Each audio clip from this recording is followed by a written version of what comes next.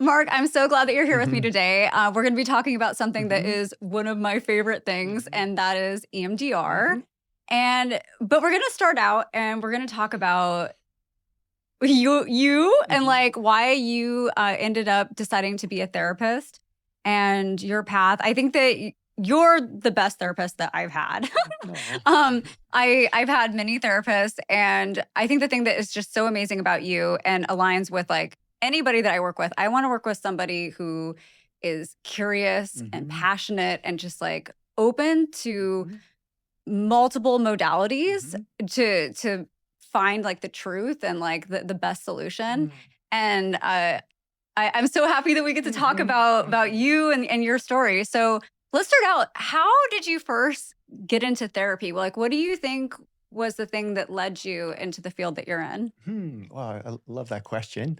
Um, hmm, uh, I think it probably goes back to childhood. I had a dysfunctional upbringing or environment, I should say. Alcoholic mother. My father was a very successful chemist. He was very intense, very angry. So it was maybe I could call him a rageaholic, possibly on the spectrum. I mean, I love them both. They're both past, but they're perfectly imperfect. But it was just a lot of contrast I grew up with, a lot of fighting. I remember holidays were difficult with my mother and older siblings and my father. Just a lot of alcohol. And again, it was in the 60s and the early 70s, and it was par for the course. But I remember every holiday, it would start out so nice, and it would just, everybody would regress into an alcoholic puddle. And it was always so upsetting to me as a child. And I remember, thinking this ritual of all of us coming together, could we sit in a circle and bang drums or do something to bring us together?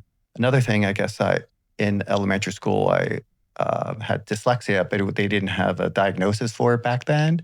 So I remember just struggling, like understanding concepts, but it was sometimes with spelling and words, things were reversed. And at the time, teachers weren't very compassionate towards that. So that label, that stigma stuck with me.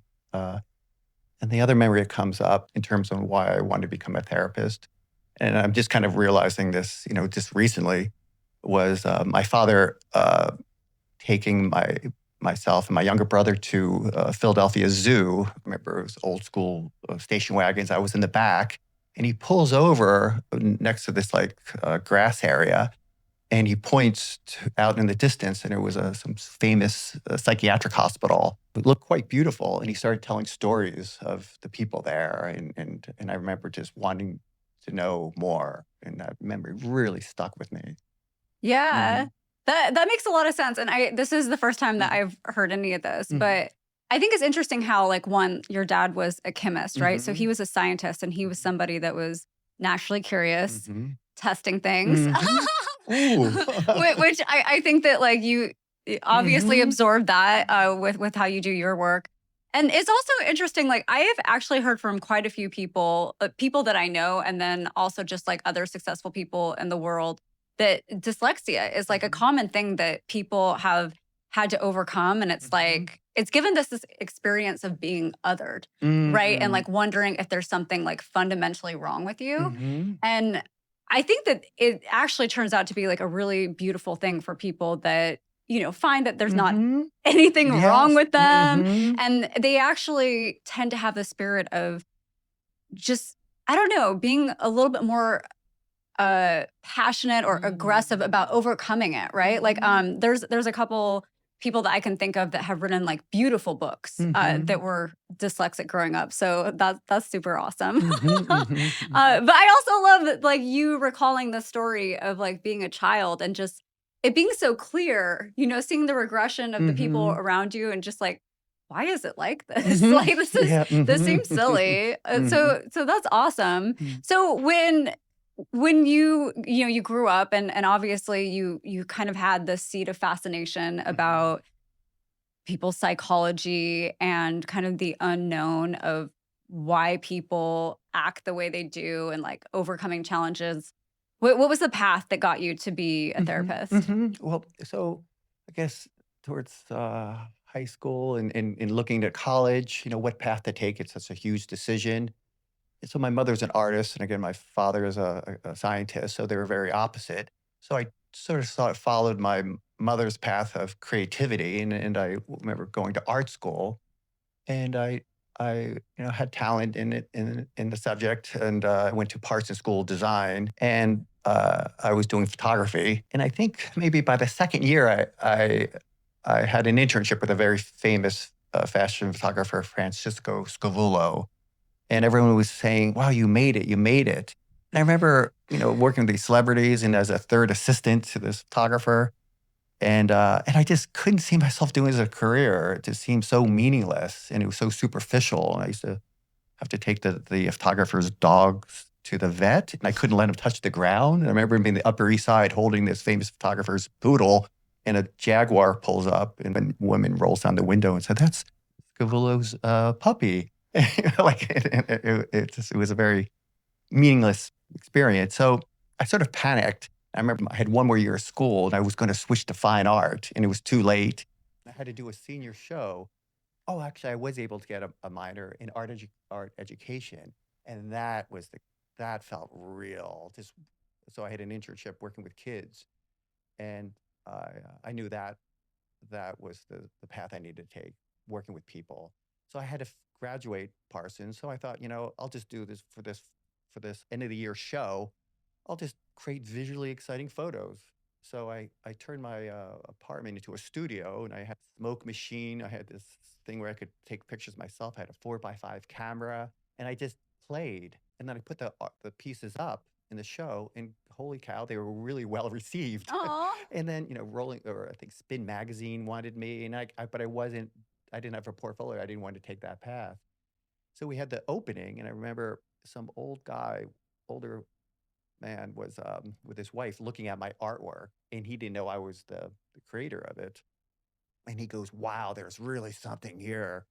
And I wanted to go, "What?" And then that stuck with me. 6 months later, I realized all those images were perfect visual representation of everything I was going through. Just wanting to Mm. transform and wanting something meaningful in life, and life, death, like all this. I'm getting the goosebumps even thinking about it. And I thought, wow, that was like a map. It was just like I had no idea. So that led me to expressive therapy to understand the unconscious. Uh, How mhm, interesting. I mean, like, people are telling you that you made it. Like, did you mhm. but before that, like, did you feel like you had made it? Like, it sounds No, like no. no, no, no, no. But I do remember, going back to the suburbs to see my family, and being in a little supermarket in the suburbs, and seeing a cover of Cosmo. And then I remember I was like underneath that model with a reflector card. And I remember thinking a little pride, and then feeling dirty for it. Like, wow, I'm special. I was like, no. And then, and I remember had to take the dress back to just, it was all the grunt work, but That's no regrets. yeah, Mhm. that's At amazing. all. In fact, I appreciate the contrast. So, what is expressive therapy? Is that what you said that you started doing? Yes, yes. It's psychotherapy with understanding of the nonverbal modalities, on how talk therapy is called the secondary process. So, like, if I was like slunched over and looked very sad, and then I saw you and you said, "How you doing, Mark?" And I said, "Great." You could feel my energy. My body's telling something different.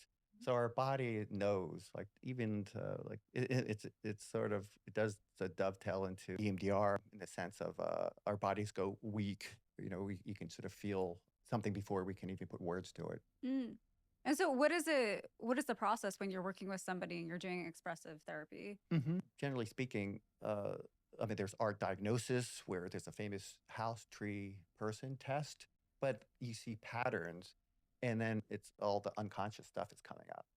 And then there's another way of using it where, let's say, you created an image, and then you and I could meet in the image, right? And it's less direct, so it's a little bit outside. So okay, Oh, and then we can look at the image and then reform, and then you can kind of reintegrate it back into your body.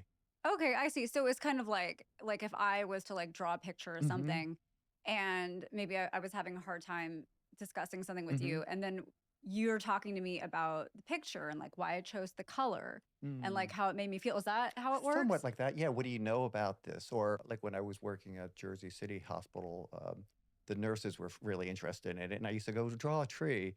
And like almost 10 out of 10, 9 out of 10 times, they would draw a tree just as a joke and show it to me. It would have a hole in it.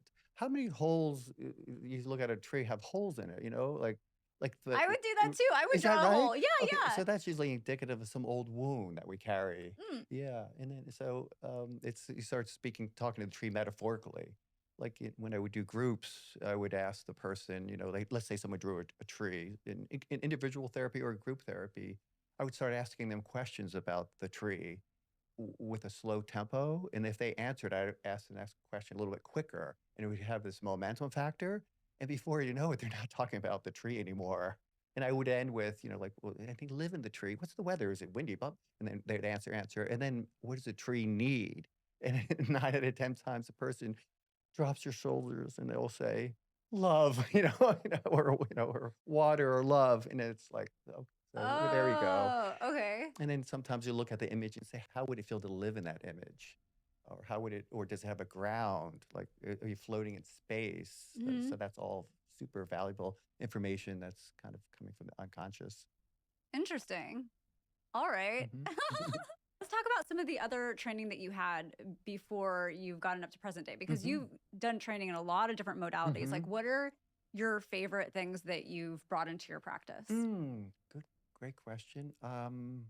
And again, I feel like I've only just begun. I just really seriously, like like I really feel like I'm just, You've only got 20 yeah, more years, Mark.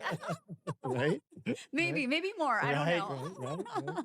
I'm shooting for 90 or Yeah, 30, so yeah, yeah, 90. I'm yeah. 60, Okay. 62. Favorite modality, that would have to be meditation.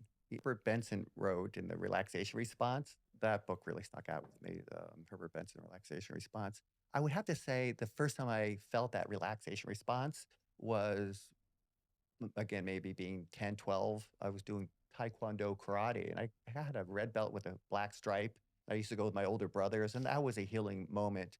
And one of the times after the class, we all had to lie down on the ground, and the instructor, for the first and only time, did a guided meditation. And I got so plugged in. Again, I was probably like 10, 12, maybe. I remember coming out of it and feeling this peacefulness. And was looking around at my siblings and other people in the class. It's like, why isn't anyone all like, having this, euphoric awakening? And in high school, it was a psychology class I took, and I really loved it. Go figure. And he did a guided meditation, and I got locked in. And I remember no one else I mean, I didn't think of it, but I just felt so good. So that I had a hunger for to find that. And actually, we were talking off camera. We were talking about floating an isolation tank. I was a teenager and I found a place called Intervision in Philadelphia, and I started floating. And again, I was a teenager, and I remember just like wanting to go back to that place. Just described as being out of the dualities of time. Brain goes into what's called 8 hertz. The earth has a similar frequency. Mhm. So meditation, I became very passionate for it. And then in like 12th grade, I remember like got so into it and I was studying it and thinking about it. I heard this technique of taking ping pong balls, right? Cutting them in half and then putting them over your eyes so you can kind of meditate on even white light. So advanced technique that I just sort of discovered on my own. So funny as it was, I remember I was in my room, as a teenager, meditating with ping pong balls over my eyes. My dad walks in and got angry. Really? Yeah, it was like I could have been all the things a teenager could have been doing. Yeah. So, Yeah. so yeah, meditation was the first thing that I really latched onto. Yeah, it actually took me a while to get to meditation. Mhm, And I think for me, and maybe like most people, like we're mhm, so used to just like having a list of everything that mhm, we got to do, right? mhm, And, exercise, if you can get to it, it makes sense because like you want to be fit and mhm, like there's some outward things that you can gain from it. But it's mhm, like you think like meditation, like, yeah, that sounds nice, but like, I don't know if I have time to just like sit there. mhm. Yes, But I think that over the last year, I still don't meditate like so I know some people like meditate for like a couple hours a day. I have never done that. I've been to like an ashram before for a couple weeks, but I think it is so powerful to be able mhm, to sit for 15 minutes. mhm, And I think that so many people don't practice or don't talk about how you're really just practicing making space Mhm. between like your thoughts Mm. and like and you Mhm. yeah, well, like Mhm. the thing that's in control, Yes. and like space between like you and like your emotions, Mhm. and just being able to work with those things Mhm. like as their signals, Well said, and like yes. breathing in Mhm. and in between, and like and Mhm. creating the space like when you're in the everyday world, because it's like you most people, they don't have time, to Mhm. sit there and like to get to peace. But at the very minimum, I think that it's so powerful to be able to just think of it as like training to be in control, and Mhm. like to be able to like respond to things. And Mhm. also like if it's sometimes it's not really the thing that's in front of us, right? Like Mhm. sometimes it's like inside that's speaking to you, which Mhm. which I get excited about because it's like a clue of like something to go work on, and Mhm. like Yes, yes, right, or maybe right. like eradicate with like something like EMDR. That's right, right? Yeah, we get messages, yeah. In response to the difficulty of having time to meditate, that famous Zen, saying popped in my mind of, "You should meditate 20 minutes every day. If you don't have time, then you should meditate an hour." I think it's very true. I think that there's so much value in really taking control of your time Mhm. and how you're spending it each day, Mhm. because I think that there's so many things that people are doing that's just reacting, Mhm. like just because somebody's asking them to. Mhm. and, Yeah. and there's not questioning of like, does this really need to happen? Like, do I need to Mhm. respond now? Right. And The bundle of, conditioned reflexes. Yeah. yeah, Mhm. yeah, yeah. Okay, so but let's talk about like Sure. EMDR specifically, Mhm. because Mhm. EMDR, my experience of it, I found it so transformational. And Mhm. this is the thing that I think is really funny about it, Mark, Mhm. is I grew up, I was always a very judgmental person. I think that when we did EMDR the first time, I was probably like, I don't know, 37, 38 years old.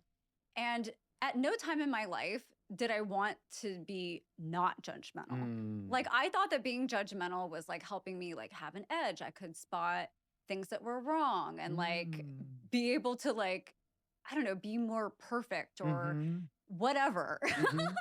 And I think that if I would have known Mhm.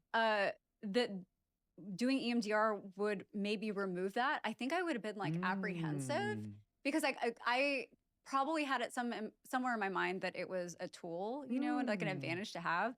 But it was so incredible because the morning after we did EMDR it was on a memory of something that was pretty significant, a Mhm. conversation with my mother and I. Mhm. And the next morning, all that judgment that I had towards other people, towards myself, like Mm. it was gone. Mhm. And in place of it was like all this empathy and like Mhm. Oh, joy. wow. And Mhm. it was so incredible. I loved it so much. But like, okay, what is an EMDR? Can you tell us just like in layman's terms for people Mm. like what it is? So EMDR, my first supervisor when I worked at Manhattan Psychiatric took a training course on EMDR, and she was the one who told me about it, and so that's how I first heard about it. It was developed by Frances Shapiro, and the famous story that goes with EMDR is in 1986, she was walking through a park, and she was a very successful psychologist, and she was very much into self-analyzing. She had some health issues at the time, if I remember correctly. I think she overcame cancer, and she was always like studying her body and related to her thoughts. She was walking through the park and she was looking at maybe flowers, right, left, right, or something was catching her attention. And she kept on looking to the left, to the right as she walked. She noticed as her neuroses in her visual sensations in her body were lessened. Hmm. And then she started repeating it again and again. And then she got volunteers, groups, and she started studying. And I think by 2 years later, I believe it was 1989, she had her first like clinical study of the success of EMDR.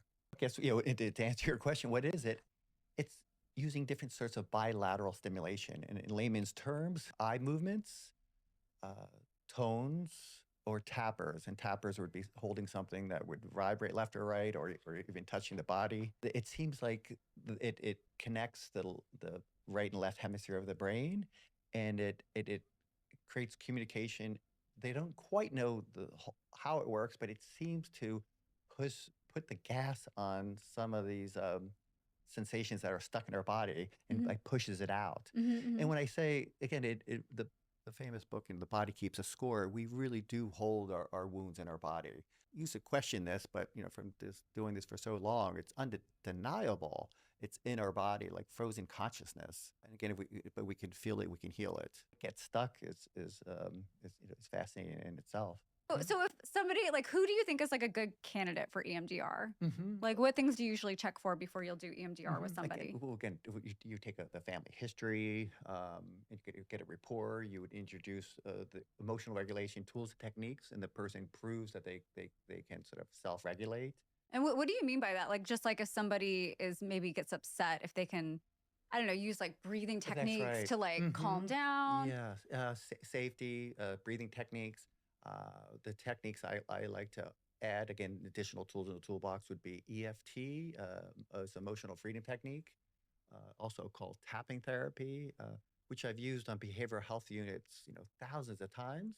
And I can honestly say that it's never not worked once. And again, that's sort of like a DIY EMDR, and it's again, you're feeling the visceral sensation of the upsetness. Again, if you rate it on a 1 to 10, um, you just wave the white flag. And that's where I am. I'm feeling so maybe in behavioral health units, it was anger that they're in the unit, or shame that they're in a unit. And in a group setting, I would find out who is the most upset. And then I would point to that person, you're the one, and we'd find EFT, emotional freedom technique template. And interesting enough, it always played out this way. The whole group would do it. And even though that emotion wasn't activated in our field, but it will be in the future. It was just an emotion. And it was so interestingly, never any resistance. So let's say, it's a group, and then this person is like, I'm so pissed off. I'm in this hospital. So it's anger. And 1 to 10, 10, 0 being no disturbance, 10 being the most disturbance you could possibly imagine. How upset are you right I'm a now? 10. The 10. So, and many times people say 12. So then you find a template, and then you would hit this point, and then you're saying, let me back up for a second. The thought of anger, you're going to feel it in the body, and it doesn't feel good. So when something doesn't feel good, we're universally going to repress, suppress, or escape from it. Mm.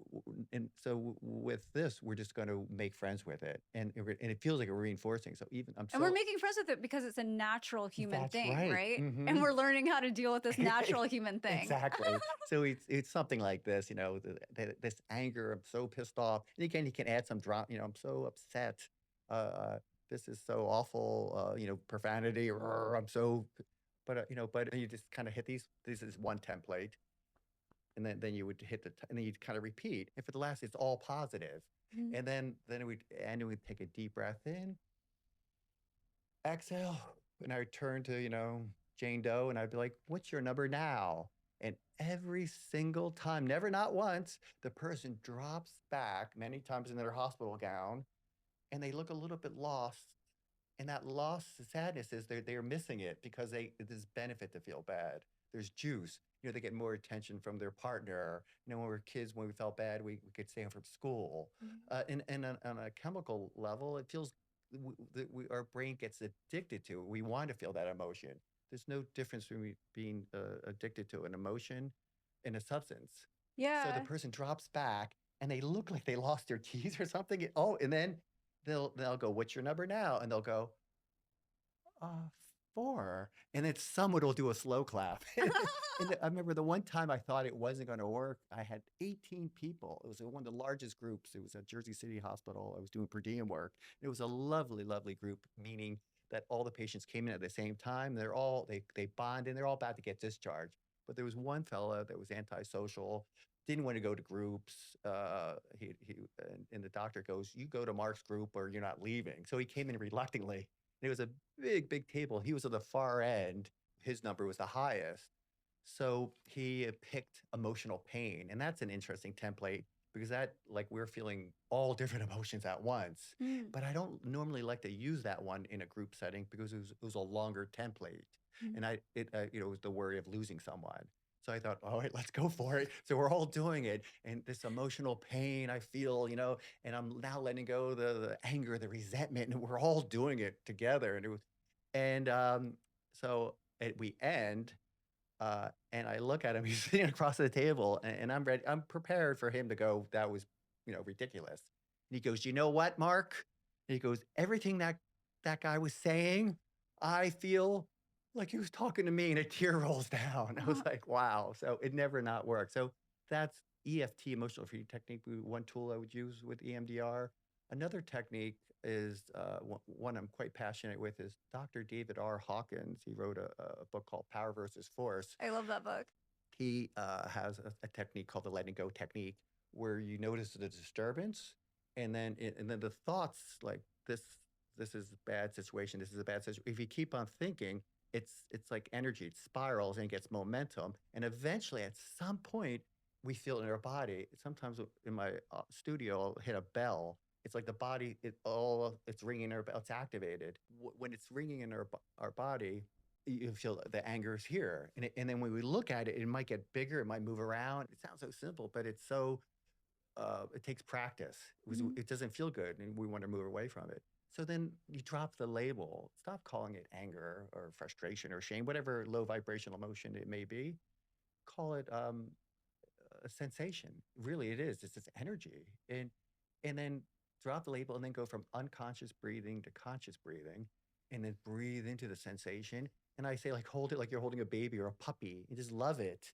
And then when you move away, start again, begin again, and it will neutralize. Mhm. And then when we neutralize our neuroses, we have to remind ourselves because it's like, okay, like many times I'll say to the patients, you did that. That was quicker than and much healthier than a Xanax. That was only 5 minutes. And the person's like, oh my God, you're right. So the letting go technique would be another technique. And then so I would have the patients, show that they can practice and have these tools in the toolbox. Yeah, those are amazing tools to have when you're like Mm-hmm. out, on the subway of New York. Mm-hmm. Right. Yeah. At any time, you can just like let it go. Mhm. And breath too is anytime we're feeling bad, we're vibrating low, we're not taking a full breath. And I Mhm. say vibrating low, again, there's only two emotions, high and low, love and fear, what feels good, what feels bad. But the lower vibrational emotions go from pride all the way down to anger. Again, words are limited or, open for interpretation, but pride, anger, maybe anxiety, uh, sadness, depression, guilt, and the very bottom would be shame. Yeah. So these motions are our friend because it's guidance. We know what we don't want. We know what we do want. It's like but it's problematic if we don't have control and they're constantly being triggered. Or And if like we're attaching to them, right? Like mm-hmm. I'm angry Yes, or like yes. I'm sad and it's like no, you're just experiencing Mhm. anger. That's a great point, Rob. And many times, like people personalize it. Let's start with not. It's just a sensation. They're like my anxiety. Like they're holding it with a badge of honor. It's Mhm. just a sensation. It's like the weather. The body's a mountain. Let it pass by. Say hello to it. And we need it. For because Yeah. we need the opposite. Hmm. Yeah, absolutely. Okay, so you've done all the checks on somebody. Hmm. They're in a safe Hmm. environment. They don't have a upcoming interview or like Hmm. launching a company. And you've gone through the emotional regulating Hmm. techniques with them. You're confident that they're able to do those Hmm. themselves. What do we do in a session? Mhm, mhm. Oh, well, then it would again, finding the right time. Have one session where I would show all the combinations of bilateral, Hmm. and I'd also something called a safe place. So this would be before targeting a memory, a fun, simple visualization where you would just imagine if you could be anywhere in the world right now where you feel safe enough, where would you be? Would be the Yeah. question. And then many times it's usually the beach or home. Yeah. So with that being said, like I usually have on my speaker system, like ocean sound locked and loaded. And so they'll close their eyes and then you're there alone or with others. And this is your safe space. And anytime you feel worried or upset, you can just kind of go there in your imagination, feeling where you're feeling it, the tactile sensations. And after it's all locked and they're really there, then I'll have them do a slow set of the bilaterals. Hmm. Um, So it'd be like this light here that we that's right. have, Yeah. and the lights just would go like back and forth, right? Yes. Essentially. Yeah, and these are tappers. These are some new Bluetooth Here, let me ones. hold them. Sure. Yeah, and they kind of turn on and then they vibrate. And I can control it from intensity from make it 1 is softer and 10 is the hardest. And then with this I can control the speed. So if I go like 1 or 2, so it's slow, interesting enough, the people find it soothing. So it's a very short set, under 15, or tones would be another option for bilateral. Okay. Mhm. So then, So can you turn can you make the lights go? sure. Oh, there it goes. Okay. Okay, awesome. So this is like what a patient would have in front of them. So for the first session, we're not targeting any memories. This would be the the two boxes of check would be safe place. Mhm. So the lights are going at a very slow speed, and I would do under 15 of the back and forth after the safe place was sort of activated in the body. And afterwards, I'll say, how did it feel? And it just kind of feels good. It's somewhat subtle Yeah. because it's just like, yes, like I do feel like if I think of my home, that's my safe place, or my grandmother's house, or the beach, or nature. Yeah, yeah. So, And then like breath is important too when you're doing it, right? yeah, yeah. Well, very much so when a memory's being targeted. But the last phase of the first session would be um, the safe place, and then it's something called positive installation. So it's something you feel really, really good about. And this is actually sort of practice rather than to target something. Just like, what do you feel really good about? Yeah, Something that you like could own, like a hell yes. Like this is a maybe you're getting a promotion or you're getting a new yeah, apartment. a new apartment. Yeah, something you just feel really, really good about. And I have the person like, yes, and they kind of think about it in a very simple circular way. And then sometimes I'll put some interactive music on and have them breathe into it. And then they kind of nod their head, yes, like it is true. And then I do a slow set. And again, that's subtle. So that would be the first sort of intro. Okay, awesome. So and usually like these sessions, like if you're doing EMDR, it's usually like an hour to like 90 minutes, right? That's That right. somebody can count on. Yeah. And I mean, in the first session that you're talking about, just like doing something with like safety, it's just like getting people like the patient comfortable with like what's going to happen when they Yes. might be pulling up something that is a difficult memory that maybe Mhm. they don't want to go there, but Right. but That's getting right. them comfortable with how they can. That's and then again for targeting a memory, there is many times resistance. But like I was even telling a teenager just recently was asking about EMDR, and I go, well, the memory's already there. Like you're already being triggered. It's like if not now, when?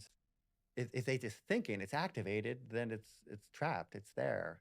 Yeah, absolutely. And I think that the thing that's so cool about it is probably like some people like they've had really awful things happen to them in Mhm. life, right? Like I'm sure that you have quite a few stories and it once they can face the fear of the memory and be able to like go back there and like process it, Mhm. I'm sure like they probably feel like really proud of themselves too, right? Mm. Like it's not this big scary monster anymore afterwards. Absolutely. After the first one breaks the ice. Yes, that's that. And again, there's two types of traumas, and they're both equally painful and intense. That's not so talked about so often.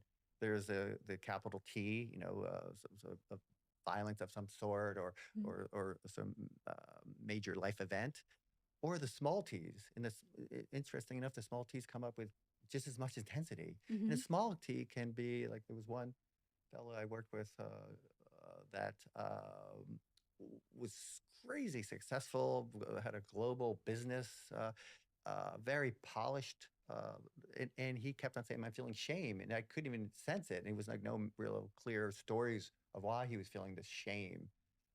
So we did EMDR, and we targeted something in the present. And it's a technique with EMDR called the flow back technique, Mhm. where he felt shame.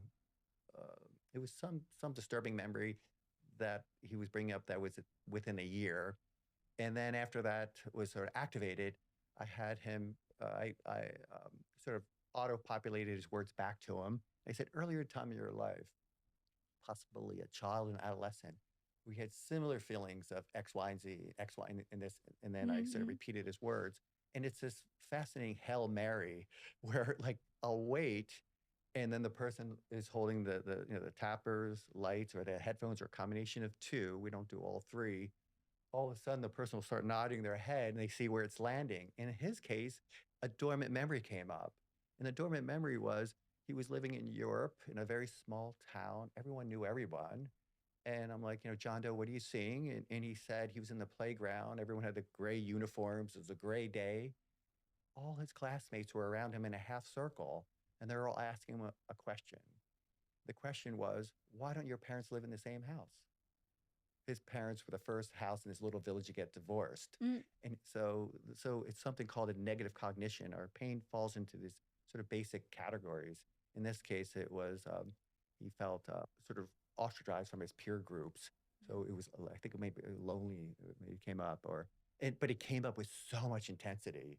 And it's almost like that the body will move, and then after he understood that, then he was just like, "I'm ready." And he had memories, and afterwards, like, he just took off.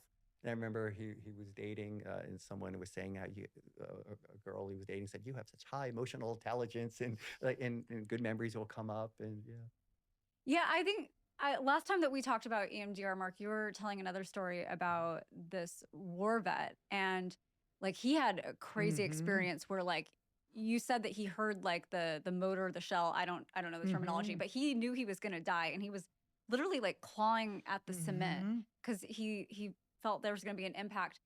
But after when you were doing EMDR with him, like after you had kind of like neutralized this horrific mhm. memory that he had, you said that he remembered, like, the smells of, like wasn't it, like, the That's right, vegetation the fauna and of and Vietnam, and how the yeah. food tasted Mhm. incredible, like, he started to the good memories started to come That's back. right. That's right. The neuroses just sort of neutralized. The good stuff just kind of floats to the surface. Mhm. Yeah. There's another story of I was doing a very nice fella had a child and he had anger issues and his wife is like, "We have a newborn. You can't, yeah, you need to regulate." So he was a stand-up comic, great guy, but he was triggered with easily with anger, and we targeted. It was sort of neutralized, and then he was, in the car with his mother-in-law, and his wife was in the back seat, and his mother-in-law was driving awful, and his wife knew that was a trigger, Mhm. and she was in the back seat watching his shoulders kinda go and she's like, "Oh, this is gonna happen," and then nothing happened, and then, and so he wasn't triggered, and he didn't realize it, so there's a lot of that comes Oh, up. how Yeah. interesting. Mhm. Amazing. Okay, so I mean, like, who do you think is a good candidate for EMDR? Like, is it good for like phobias, addictions, or Mhm. just like Phobias, absolutely. Yeah, addiction, that's they would need to kind of move away from the addiction first. Like I did EMDR once with someone who was using he was a cannabis grower, and he was so saturated with THC. He brought up a very frightening memory of someone with a knife, and he wasn't able to feel it because he was so sedated. It can be a future concern. The present is within a year, past is anything a year or earlier. Mhm. And sometimes if someone's describing a pain to me or a wound, and they give me a furrowed brow, like a bewildered look, like, "Why am I bothered by this so much?" I'm like, "Yes, that's indicative of that it's an old, memory, that's not the root." Mhm. So that's so and again, when someone's has a strong visceral reaction, the stronger it is, the more movement I see, so Yeah, yeah, that's amazing. yeah. It's like if you can feel it, you can heal it, Yeah, right? yeah. That's your And slogan. I also like to say my other slogan is, "We've come a long way from psychoanalysis." Mhm. What are some other stories that you can share with us about Mhm. EMDR? I think just how fascinating how the body reacts. Like, in some cases, when something comes up, it's like Pandora's box is open. And I remember it was this one Iraqi diplomat, lovely, lovely man, world traveled, and he had a lot of trauma and healed so much of it. But he had one wound of his brother getting hit by a bus. That was the one he could not or would not ever talk to with any therapist, and he finally was ready. And sometimes I know a pattern people will come in when they're ready to go deep. They'll take off their shoes, they'll take off their wallet, take off their watches. It's like they're getting ready for it, and I've worked with him a lot, and he had this memory coming up that he couldn't even talk about it, and he finally was ready after months, Mhm. after neutralizing other memories, and he had a lot. Um, and he started disassociating. He was, like, leaving his body, and he was just and he, "I can't feel my legs," and I'm, like, kind of, "Come back, you got this." It's to backtrack a little bit, the EMDR is in front, the bar tappers are in front of the individual, and I'm sitting behind them, so they're looking towards, like, a window, they have plants, So in sort of a holistic environment, nice lighting, aromatherapy. So my job is to kind of be behind them, and I'm controlling the bilaterals, and I'm making sure coaching them through. This is old stuff. That's it. Just go with it. And with the bilaterals, I could do anywhere from 50 to 100. And Um, when you say 50 to 100, you just mean like the cycles of Yes, going back and and forth? when it's going fast, Mhm. so again, when we did the safety and positive state, it's going like a 2 1 or a 2, so it's slow and soothing. So when it goes from a 5 to a 10, it goes very quickly, so you're just sort of feeling left, right, and your eyes are moving. The memory is ringing in our body like a bell, and if people find it they can't really follow it, they can't think about it because they're following the lights, and they find the lights again, it's similar to hypnosis, very soothing. So my job is in making sure they don't freeze. They're continuing to breathe. I'm just stay to keep the breath low. You got this. And then again, they can say stop at any time. So then I'll say, okay, preparing to pause. But then they'll take a deep breath in. I'll breathe with them. Exhale. And then I'll just be stillness for a bit. And then in maybe an octave lower, I'll be like, what are you noticing? And then it can be thoughts, feelings, body sensations, and nothing at all. It's a Mhm. free association process. There's no supposed tos. Yeah, I actually know somebody that did EMDR with somebody else, and I mean, they had mentioned that like they felt like it didn't really work. Like, Mhm. why do you think the EMDR might not be effective sometimes with people? Some of the steps were skipped.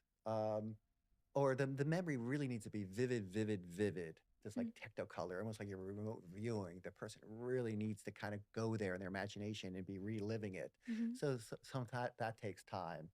And if sometimes some tools are again to do like breathing exercises first, or sometimes I'll do chair yoga to take them down a notch. If the or sometimes I'll have them close your eyes and you'll just use tones Mm-hmm. and maybe tappers, so they can sit cross-legged in a chair with their eyes closed. I even have face masks, so sometimes that can help them go deeper. So it's like really being able to connect with your body, like be Mhm, in your body for mhm. it. And when it was first discovered, again, it was usually the therapist would use like a wand, something to follow. Uh-huh. And I remember, and my therapist, decades ago, heard of EMDR. It wasn't really something you could certify. And she was a kind of ahead of the game, but she tried it on me, but she was using a pencil and she was an older woman. And I remember feeling her arm was going to get tired, So the technology has taken it to a different level, in my opinion. Mm. So if somebody was interested in EMDR, like what advice do you have for them for, like where to find a therapist Mm. facilitates EMDR? And like what things do you think that they should look for to make sure it's a good fit for them? Great question. I would say that to answer that, it was the same thing I would say for anyone finding any therapist. I go on ZocDoc Psychology Today or whatever platform you're using, and reach out to 4 or 5 therapists. And again, it's many times not the modality; it's more the energetic rapport Mhm. that's most important. So Just how someone makes you you're feel. right, yeah, and just call a few people and just listen, trust your body, and listen to your gut. Yeah. Hey, Mark, I'm so glad that we got to do this Hmm. today and talk about EMDR. Hmm. I said in the beginning it was one of the most transformational things I've ever done. What do you think that the most important takeaways are for anybody watching today? Mm. That if you, I guess, if you can feel it, you can heal it. We don't have to suffer, And again, the stronger visceral sensation in our body, there are ways to heal it. And again, EMDR is one. It might not be for everyone. Again, there's so many different somatic modalities right now. Dr. Schwartz's internal family system, Hawkins' letting go technique. Um, Peter Levine wrote Waking the Tiger. He talks about very eloquently how everyone talks about the fight or flight response. That's it's almost cliched, but no one talks about the freeze response. And Mhm. that's where we carry the wound. And that I find that's just so fascinating. And he gives the example in Waking the Tiger of like a gazelle being chased by a cheetah. Running is, obviously as fast as it can. It narrowly, let's say the cheetah catches it and pounces on it. It seems like it's almost dead, like it's frozen, it's paralyzed, but it's inside all that energy. is like a small vortex ball. And when the cheetah looks away, it springs away. So human that we do the same thing. And when the cheetah or the gazelle is finally in safe, looks around left, right, what does it do? It shakes. Yeah, it shakes Yeah, off the energy. yeah, and we don't do that as humans, Yeah, and that's yeah. where it kinda gets trapped in us. So, yeah, if you can feel it, you can heal it, yeah. Then so again, noticing the resistance in the body, and again, like Hawkins' technique, going from unconscious breathing to conscious breathing, and it neutralizes that energy, and it releases it. Yeah, I think Mhm. the power of the breath is just, like, so Mhm. amazing. Make sure Absolutely. you're breathing all day long, guys. Right? And again, with yoga, there's 8 limbs of yoga, and pranayama, that's one yoga, and those breathing techniques are really can control our life forces. I would use them in behavioral health units. If I did a meditation group or yoga, I would have some patients that would be bipolar, manic, just like a 5-year-old drive a Ferrari, too much energy, and it feels good. And then, suicidal depressed patients that are completely unplugged in the same room. So, they say to meditate, um, when you're depressed, it's like running a car, no oil. In a Mhm. speedy patient, a bipolar manic patient, you cut the speed, you can see things clearer. They're just going, they don't see anything. So I would do breathing techniques to maybe alternate nostril, take them down a notch, and then Kalipati breath or billow breath um, to wake up the depressed patients. Mm. And it would even the group out, and then we could induce a relaxation response. And I did this on detox units, and where it was so repeatable. I'm in a detox unit. The group, the clients are going through acute withdrawal. You couldn't have a more difficult group, but I could, they would have an experience like if I took them down sequentially. Mhm, mhm. So, yeah, like, Yeah. the tools that we have that are available to every one of Right. us, just the breath. We don't have to suffer. Yeah, Yeah. Yeah. Mhm. amazing.